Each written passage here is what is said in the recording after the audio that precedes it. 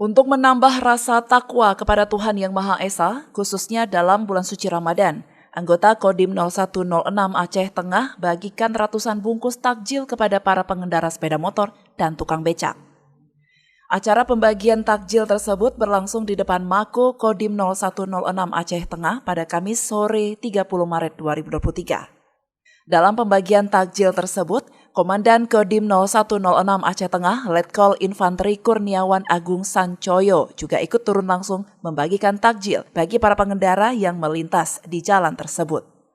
Letkol Infanteri Kurniawan Agung Sancoyo usai pembagian takjil mengatakan, berbagi takjil ini sebagai wujud kepedulian Kodim terhadap masyarakat yang sedang menjalani ibadah puasa. Selain itu, menurut Dandim, dalam pembagian takjil pada hari pertama ini, pihaknya baru membagikan sebanyak 140 bungkus takjil dan rencananya akan terus berlangsung sesuai jadwal pada setiap hari Senin dan hari Selasa.